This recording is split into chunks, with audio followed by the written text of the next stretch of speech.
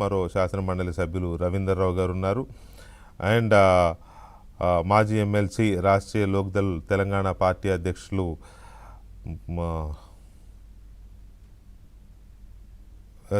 కపిల్వాయి దిలీప్ గారు, మావాడికి ఇంటి పేరు దగ్గర కపిల్వాయి దిలీప్ గారు ఉన్నారు. అండ్ బీజేపీ అధికార ప్రతినిధి అడ్వకేట్ రచనారెడ్డి గారు కూడా మనతో చర్చలో ఉన్నారు. ముందుగా దిలీప్ గారు నమస్తే. దిలీప్ గారు వినపడుతుందా? హలో నమస్కారం. నమస్కారం దిలీప్ గారు. ఈ మొత్తం వ్యవహారం చూస్తూ ఉంటే వీళ్ళు వెళ్ళేటప్పుడు ప్రెస్ మీట్ పెడతారు, వచ్చినాక ఓ ప్రెస్ మీట్ పెడతారు.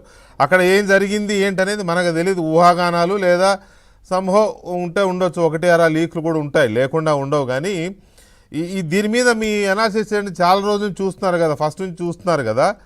మొన్న హరీష్ గారు, ఇవాళ కేటీఆర్ గారు వెళ్ళి వచ్చిన తర్వాత ముందు వెనక మీ విశ్లేషణ ఏంటి? నమస్కారం మీకు, ఫ్యాన్లో ఉన్న మిత్రులకి నమస్తే అండి. ఒకటి, ఇందులో 100% ట్యాపింగ్ అనేది మనందరికీ తెలుసు, అందులో అనుమానం లేదు. ఆఫీసర్ల స్టేట్మెంట్స్ కూడా ఏ సందర్భాల్లో ఎందుకు చేశారో కూడా చెప్పారు. కాబట్టి ఇది ఒక ఎలక్షన్ లో కూడా మా వాహనాల్లోనే డబ్బులు తీసుకెళ్లి కొన్ని కాన్స్టిట్యూన్సీలు ఇచ్చాము, కొన్ని చోట్ల ఎవరైతే కాంటెస్ట్ చేస్తున్న అపోజిషన్ వాళ్ళ దగ్గర పట్టుకున్నాం అని కూడా చెప్పారు. నిజానికి అప్పుడే సుమోటో కింద ఎలక్షన్ కమిషన్ ఆ ఎలక్షన్ రద్దు చేయాల్సి ఉండే. అదొక ఆస్పెక్ట్. ఇక ఇంట్రాగేషన్ లో మీరు వీళ్ళు చెప్పేది వీళ్ళు చెప్తారు, వాళ్ళు చెప్పేది వాళ్ళు చెప్తారు, అయినా కూడా ఎవిడెన్స్ ఏంటి అనేది డెఫినెట్లీ ఇంపార్టెంట్.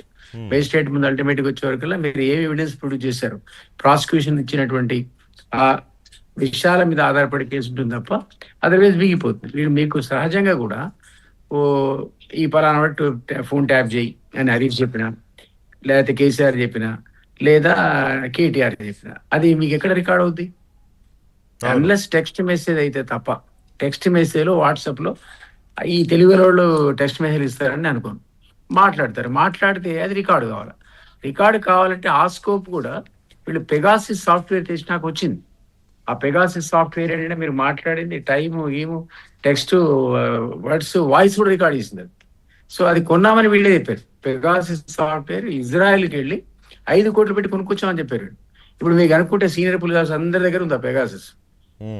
ఆ పెగాసిస్ లో మీ నెంబర్ ఫీడ్ చేస్తే ఇక నుంచి వాళ్ళు మీకు వచ్చే కాల్స్, పోయే కాల్స్, టెక్స్ట్ కూడా వాళ్ళకి రికార్డ్ అవుతుంది. కాబట్టి అది ఎవిడెన్స్ అవుద్దా? It's big debatable question. ఎందుకంటే పెగాసిస్ సాఫ్ట్వేర్ ఎవరి డబ్బులతో కొన్నారు, గవర్నమెంట్ ఆర్డర్ ఉందా, ఇవన్నీ వస్తాయి రేపు. ఇవన్నీ వస్తాయి. వీళ్ళు ఇల్లీగల్ కొన్నారు. 5 కోట్లు వీళ్ళకు గవర్నమెంట్ పెగాసిస్ అనుకున్నాం. ఎందుకంటే గవర్నమెంట్ ఆఫ్ ఇండియా పార్లమెంట్ ప్రకటన చెప్పింది మీరు కూడా చేస్తున్నారట. అంటే మేము పెగాసిస్ కొనలేదు అన్నారు. ఇది తప్పేది. అదే గవర్నమెంట్ ఆఫ్ ఇండియాలో ఇంటెలిజెన్స్ తో కాకపోతే ఇంకో సెస్తో చేసే అవకాశం ఉందా, జరిగిందా లేదా అనే దాని మీదనే ఇవాళ తెలంగాణలో అదే నేను ఒక పాయింట్ మీకు ఏం చెప్తానంటే, మీకు 100% ట్యాపింగ్ అనేది మన స్వాతంత్రం వచ్చినప్పటి నుంచి ఇప్పటిదాకా కంటిన్యూస్ జరిగే ప్రక్రియ అండి. కానీ ఆ ట్యాపింగ్ అనేది కేవలం దేశ భద్రతకు, సమైక్యతకు, టెర్రరిస్టులకు, యాంటీ క్రాస్ టెర్రరిజానికి సంబంధించినటువంటి వాటికి మాత్రమే వాడాలి.